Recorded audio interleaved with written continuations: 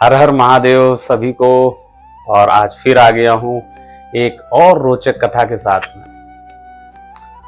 अब आप लोगों को ये वाली जो कथा है ये तो विशेष तौर पे बड़ी पसंद आने वाली है, क्योंकि इस कथा में माता पार्वती ने भोलेनाथ के सामने प्रस्ताव रखा कि क्यों ना आज चौसर का खेल खेला जाए। चौसर का खेल आप जानते ही होंगे, पुरानी महाभारत जो हम लोग टीवी पे देखा करते थे तो उसमें ऐसे मामा शकुनी जो है पासों को फेंका करते थे और जिसके नंबर ज्यादा आ जाते थे वो जीत जाता था। तो भाई शिव जी ने भी कहा अच्छी बात है, चलिए थोड़ा मनोरंजन हो जाएगा। तो शिव जी और माता पार्वती ने खेल का आरंभ किया। अब खेल चालू हुआ और खेल में ऐसा हुआ कि भोलेनाथ बराबर से हारते जा रहे थे। अपना त्रिशूल तक हार गए, डमरू हार गए, यहां तक कि अपनी भस्म तक हार गए। हार का इतना आघात पहुंचा उन्हें कि वो जंगल की ओर प्रस्थान कर गए। जंगल में उदास बैठे हुए थे।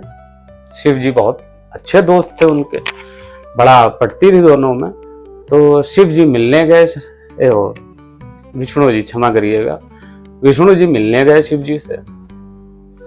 मिलने गए तो शिव जी से कहा विष्णु जी ने कि क्यों ना इस बार आप फिर से एक बार माता पार्वती को खेल खेलने की चुनौती दीजिए कि पिछली बार तो आप जीत गई थी, इस बार जीत के दिखाइए।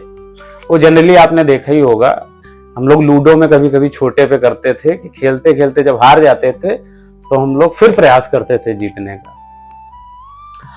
अब भाई शिव जी के चुनौती देने पे माता पार्वती तैयार हो गई। तैयार होने के बाद में खेल चालू हुआ, फिर से प्रारंभ हुआ। अब इस बार विष्णु जी ने क्या अपना दिमाग लगाया, जैसा कि आपको विदित है कि वो हर जगह अपना विशिष्ट दिमाग लगाते हैं। इस बार उन्होंने दिमाग लगाया और शिव जी से कहा इस बार पासे का रूप मैं स्वयं ग्रहण करूंगा और आपको जिताऊंगा। तो शिव जी ने पासे का रूप ग्रहण कर, क्षमा करिएगा, विष्णु जी ने पासे का रूप ग्रहण कर लिया। और रूप ग्रहण करके अब उत्तरोत्तर शिव जी जीतते ही जा रहे थे, जीतते ही जा रहे थे। ये देखकर माता पार्वती को शक हुआ। अब माता पार्वती ये सोच रही थी कि आखिर अचानक से ये शिव जी जीत कैसे रहे। और जंगल चले गए थे, लौट के आए, चुनौती दी और बराबर से जीत रहे हैं। भाई कुछ ना कुछ गड़बड़ जरूर है। इतने में अपने सठमुखी कार्तिकेय जी आए।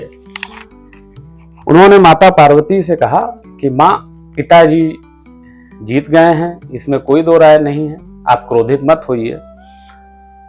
और साथ में उन्होंने ये भी माता जी को बता दिया, जनरली बच्चों में होता है कि माँ को सब कुछ बता देते हैं, चाहे पिता कितना भी कॉन्फिडेंशियल रखने की कोशिश करे वो बता देते हैं। तो उन्होंने बता दिया कि माता जी ये जो पासा है ये सब विष्णु जी की माया है और विष्णु जी ही जो है पासे के रूप में यहाँ पे खेल में विद्यमान है। अब माता काली, माता पार्वती जो है, माता काली कह लीजिए, माता पार्वती कह लीजिए, तो जब क्रोधित होती हैं तो कुछ नहीं देखती हैं। तो बहुत क्रोध आया उनको। अब इतना क्रोधित हो गई वो कि उन्होंने श्रापों की झड़ी लगा दी। शिव जी को श्राप दे दिया कि आप हमेशा माता गंगा के लहरों में भटकते रहोगे, जिसके परिणाम स्वरूप आप देखते हैं कि माता गंगा, जब जनरली आप फोटोज में देखते हैं कि माता गंगा शिव जी की जटाओं में बंधी हुई हैं। उसके पीछे भी एक और कहानी है, उसको भी कभी, उस वक्तव्य को भी आपके सामने प्रस्तुत करूंगा। विष्णु जी को श्राप दे दिया, कार्तिकेय जी को श्राप दे दिया। कार्तिकेय जी को श्राप ये दिया उन्होंने कि आप कभी भी किशोरावस्था को प्राप्त नहीं करेंगे, आप हमेशा बाल्यावस्था में रहेंगे। अब कार्तिकेय जी परेशान कि मैंने तो सच बताया, मैंने मदद की और माता काली, माता पार्वती ने मुझे ही श्राप दे दिया। फिर बाद में जब क्रोध शांत हुआ तब उन्हें, माता पार्वती को इस चीज का एहसास हुआ कि ये तो मैंने बहुत गलत कर दिया है और ये सब प्रभु की लीला है, शिव जी की लीला है। तब उन्होंने अपने श्राप को वापस लिया। और इसी के फलस्वरूप कार्तिकेय भगवान जो है उनको देवताओं का सेनापति नियुक्त किया गया। हालांकि इस वक्तव्य से नाराज होके जो कार्तिकेय भगवान थे, वो कार्तिकेय भगवान दक्षिण भारत में क्रैंची पर्वत है, क्रैंची पर्वत की ओर प्रस्थान कर गए। फिर उन्हीं से मिलने के लिए माता पार्वती और शिव जी गए। तभी वहां पे मल्लिकार्जुन ज्योतिर्लिंग का अस्तित्व आया, तभी मल्लिकार्जुन ज्योतिर्लिंग की पूजा करी जाती है। और जो विष्णु भगवान थे, विष्णु भगवान को भी माता पार्वती ने श्राप दिया। त्रेता युग में आपका रावण से युद्ध होगा और आपको वानरों की सहायता लेनी पड़ेगी। उसी के फलस्वरूप रामायण में आपने पढ़ा होगा कि माता सीता को छुड़ाने के लिए जब राम गए तो उन्हें वानरों का सहारा लेना पड़ा। तो इस पूरे जो वक्तव्य है, जो पूरी घटना है, जो पूरी कथा है, इसमें आपने ये चीज गौर की होगी कि भगवान की जो लीला होती है वो नियमों से परे होती है। इस लीला के कोई नियम नहीं है।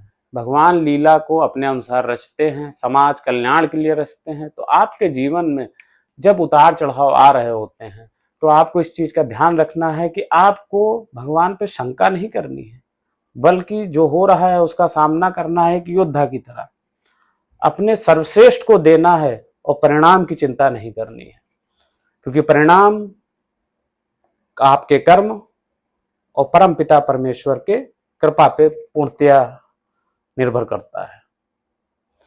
नमस्कार। हर हर महादेव।